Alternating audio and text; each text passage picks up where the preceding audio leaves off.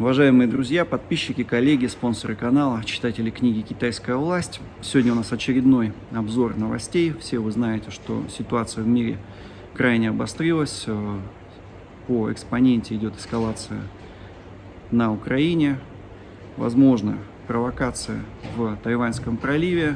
Вся она может пройти, эта провокация, накануне китайского Нового года или в первые дни его празднования. То же самое, что произошло во время празднования нашего Нового года в Казахстане, когда все были погружены в атмосферу праздника, никто не готов был к каким-то военным переворотам и тому подобным вещам.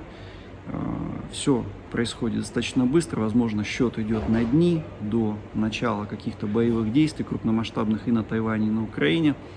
Обо всем об этом сегодня поговорим. Ну а перед тем, как каждой новости конкретно коснуться, подписывайтесь на канал, кто не подписался, комментируйте новости, ставьте лайки, это помогает продвижению канала. Нас уже почти 100 тысяч человек. Давайте вместе достигнем этой цифры. Еще раз вас благодарю за поддержку в развитии моего канала.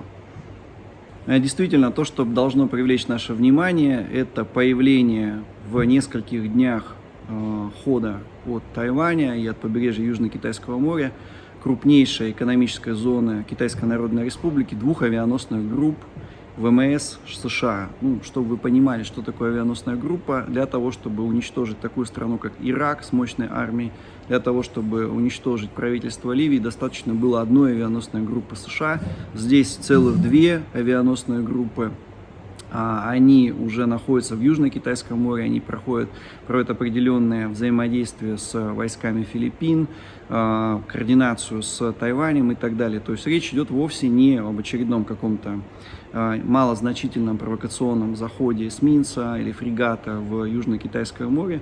Речь идет о реальной концентрации группировки войск США в Тайване, в районе Тайваня. Да? То есть речь идет о том, что США, в принципе, готовы начать военную операцию. Это происходит вот именно сейчас, когда идет эскалация на Украине. Если мы вспомним казахстанский кейс, да, то есть это то, что было на Новый год в России, новогодние праздники в Казахстане тоже так же празднуют Новый год, как в России, достаточно масштабно. Люди находятся в атмосфере веселья, праздника и не готовы к каким-то масштабным провокациям.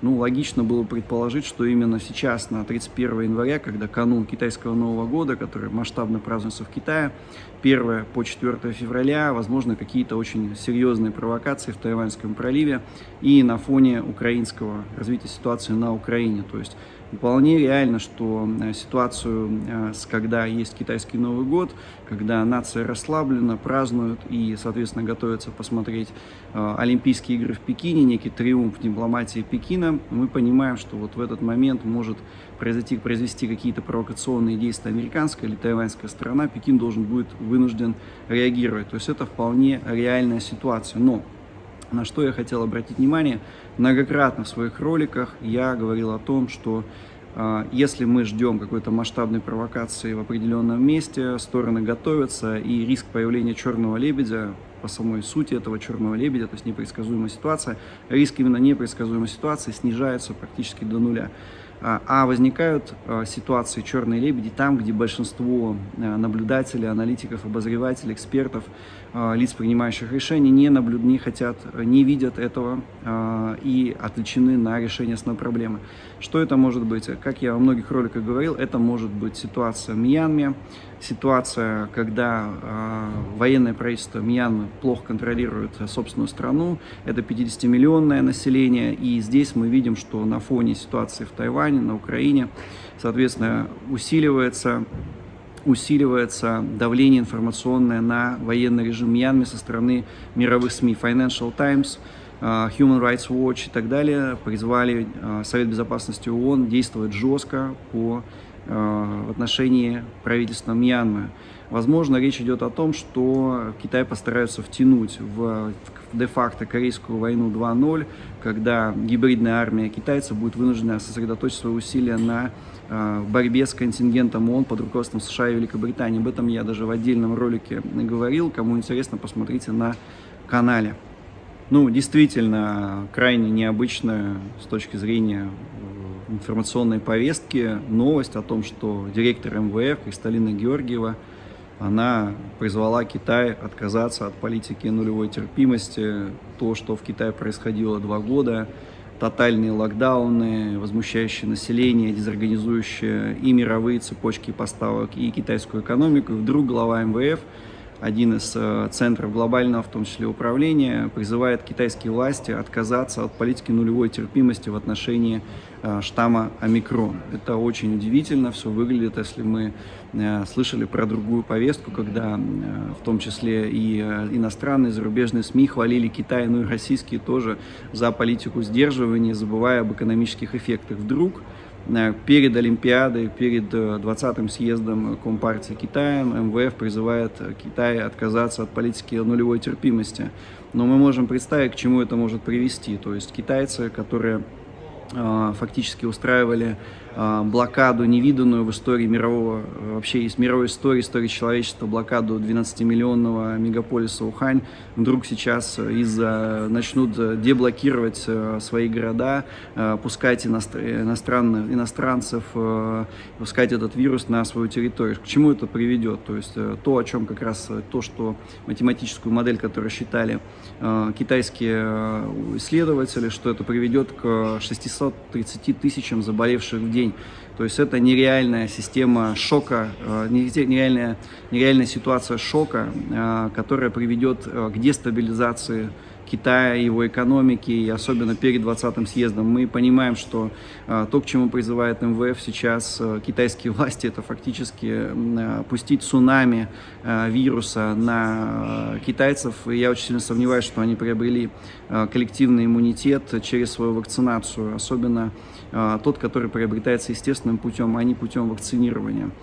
То есть де-факто МВФ, Международный институт, в лице директора, а не простого какого-то эксперта, призывает власти Китая отказаться от политики сдерживания вируса, и фактически это может привести к масштабному социально-политическому кризису как раз 20-е годы. Кто читал мою книгу «Китайская власть», кто читает телеграм-канал, знает о том, что вот вспышка SARS привела окончательно к смещению Дзян Зэминя с поста главы Центрального военного комитета, фактически Совет Безопасности, либо главной центральной верховной должность верховного главнокомандующего. Тут есть некоторые нюансы, тем не менее.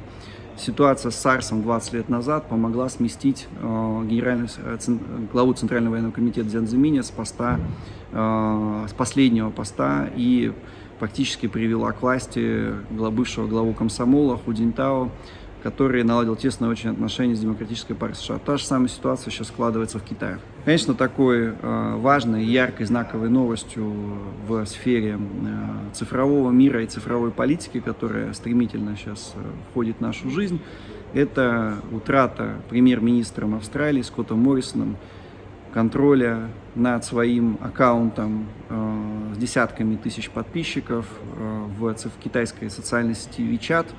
И, конечно, если мы сравним эту ситуацию с ситуацией, которая была с Трампом, когда его фактически заблокировали в Твиттере, здесь речь о более агрессивном поведении. Китайцы не просто заблокировали этот аккаунт, они его передали другому китайцу. И, соответственно, другой китаец открыл, фактически определенный лоббистский ресурс, который рассказывает о жизни китайцев в Австралии.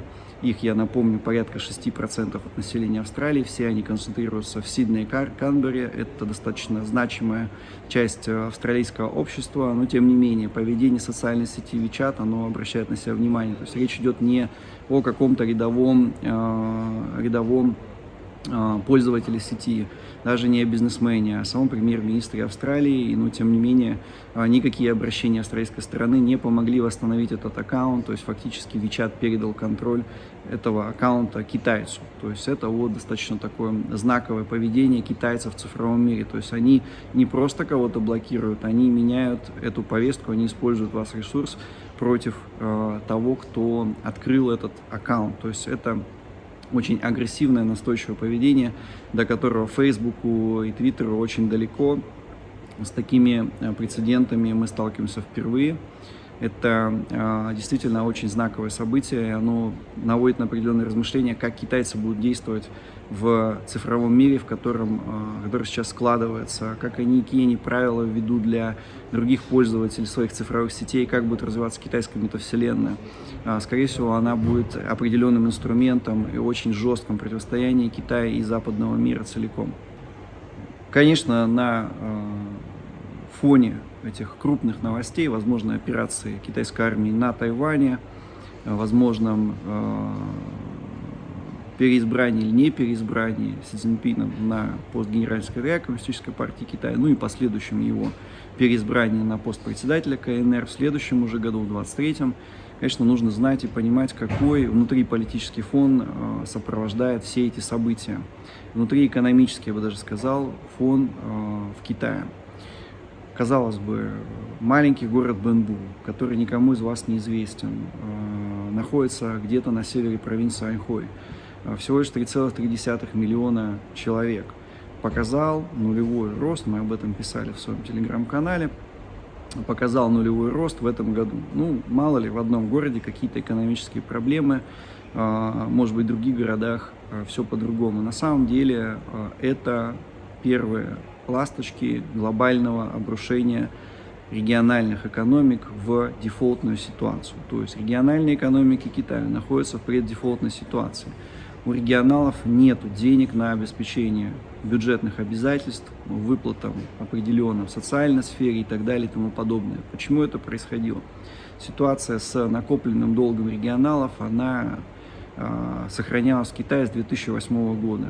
Сейчас, когда долги колоссальные после ковидных вливаний, порядка 3 триллионов долларов и больше ежегодно, этот долг только возрос, а на фоне девелоперского кризиса в сфере застройщиков, проблемы только увеличиваются. То есть регионалы существовали за счет продажи земли под застройку жилищную, либо под инфраструктурные проекты. Фактически бюджеты наполнялись в значительной степени за счет продажи земли, и она происходила, и цены на эту землю, они коррелировали, были тесно связаны с экономическим ростом в районах, провинциях и так далее. То есть сейчас регионалы, вот конкретно этого города, провинции Аньхой, столкнулись с тем, что у них нулевой рост. Это означает, что в ближайшее время он начнется спад, отрицательный рост, не только в Бэнбу. Как в одном из своих роликов я говорил, есть целый ряд закредитованных городов, провинций, они находятся в Западном Китае, в Центральном Китае. Он также проводил статистику по росту, например, 100-миллионная провинция Хэнань, которая находится в 500 километрах от Пекина. Там рост экономики всего 3%. И очевидно, что к концу этого 2022 года этот рост может стать нулевым. А мы понимаем, что кто читает телеграм-канал, что есть некая отсечка по росту. Если рост провинции или Китая в целом меньше 5%, то это рост, который не обеспечивает выплату по кредитам, и регионы скатываются в дефолтную ситуацию. То есть уже в первые дни Нового года первое объявление о нулевом росте в китайской провинции. Де-факто это уже преддефолтная ситуация. Можно ожидать, что по мере усиления определенной борьбы внутриполитической, эти дефолты, они будут возникать в том числе и намеренно, и будут обострять ситуацию в Китае, и внутриполитическую ситуацию в самом Китае. То есть фон экономический для Китая, особенно дефолты регионалов, определенные протестные настроения в социальной сфере, в сфере бюджетников, они будут нарастать. И, конечно, очевидного выхода, как снова накачать экономику, не повысив инфляцию, у Китая нету, но за исключением только одним способом — это объяснить населению, что экономический спад произошел по вине внешних игроков, Соединенных Штатов, войны на Тайване и так далее и тому подобное. Мы понимаем, что это реальная ситуация, которая будет сопровождать нас весь 2022 год, и, возможно, как я во многих роликах говорил, одним из триггеров тайваньской операции может стать резкий рост протестных настроений внутри Китая, когда надо будет объяснить спад экономики в Китае, в том числе внешним воздействием. Это вполне реальная ситуация. Спасибо большое.